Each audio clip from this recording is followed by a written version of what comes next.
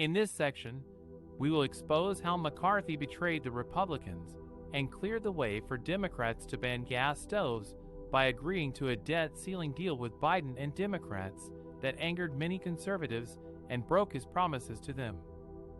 On May 28, 2023, McCarthy announced that he had reached a final agreement with Biden to raise the debt ceiling and avoid a default that would have catastrophic consequences for the economy. But this deal came at a huge cost for the Republicans and their supporters. The deal would suspend the debt ceiling until January 2025, past the next presidential election, giving Biden and Democrats a blank check to spend trillions of dollars on their radical agenda. The deal would also impose spending caps on non-defense discretionary spending, but only at current levels, which are already inflated by Biden's massive stimulus bills.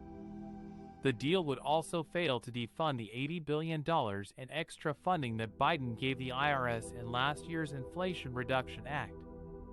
This funding was supposed to help the IRS crack down on tax evasion by wealthy Americans, but in reality, it would unleash a wave of audits and harassment on law-abiding citizens and small businesses.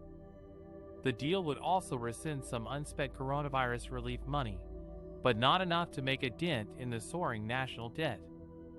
And it would protect funding for veterans' medical care, housing assistance, and other programs that Democrats could use to buy votes and influence. By agreeing to this deal, McCarthy not only caved in to Biden's demands, but also betrayed his own party and his own promises. He had vowed to fight against raising the debt ceiling without significant spending cuts and reforms.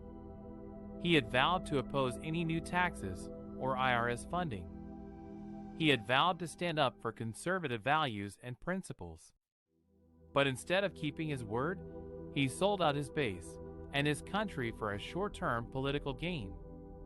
He gave Biden and Democrats a free pass to pursue their radical agenda of banning gas stoves, imposing vaccine mandates, expanding abortion rights, opening the borders, packing the courts, and more.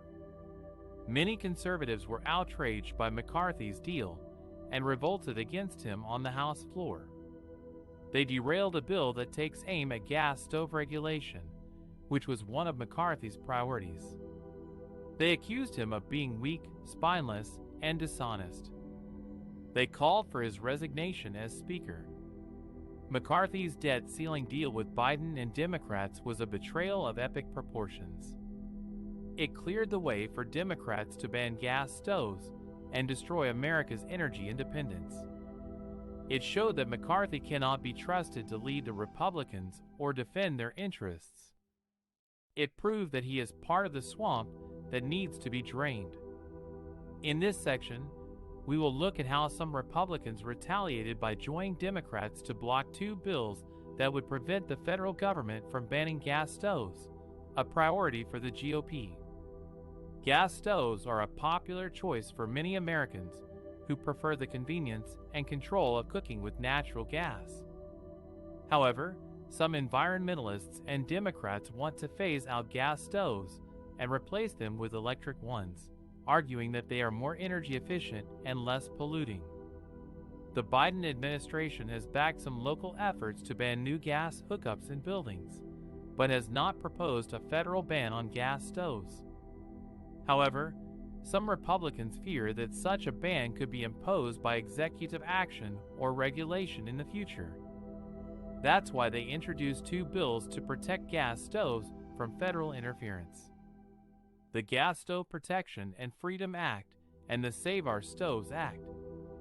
These bills would prohibit the Department of Energy from setting energy efficiency standards that effectively ban gas stoves, and would prevent federal funds from being used to promote or enforce such bans. The bills had the support of most Republicans in the House, who see them as a way to defend consumer choice, energy independence, and lower costs. However, they faced strong opposition from Democrats, who control the House and have the majority of votes. But the bills also faced an unexpected obstacle. A group of conservative Republicans who were angry with Speaker Kevin McCarthy over his deal with President Biden to suspend the debt limit until December. The debt limit deal was reached after weeks of negotiations and avoided a potential default on the nation's obligations. However, some hardline Republicans criticized McCarthy for agreeing to raise the debt limit without securing any spending cuts or reforms. They also accused him of retaliating against some of his own members who voted against the deal. As a result, 11 Republicans joined all Democrats to vote down a procedural measure that would have allowed the gas stove bills to move forward. This was a rare and stunning defeat for McCarthy and his leadership team, who usually rely on party loyalty to pass their agenda. The conservative rebels said they were frustrated with the way McCarthy was running the House and wanted to reassert their influence as a coalition partner. They also warned that they could block more Republican legislation unless McCarthy addressed their concerns. This revolt not only derailed the gas stove bills, but also raised questions about McCarthy's political future and his ability to keep his party united. It also showed how divided and dysfunctional the House has become under his leadership. The gas stove bills are now stalled in the House and have little chance of passing in the Senate, where they would need 60 votes to overcome a filibuster. This means that millions of Americans who use gas stoves could face uncertainty and higher costs if the Biden administration or local governments decide to ban them in the name of fighting climate change.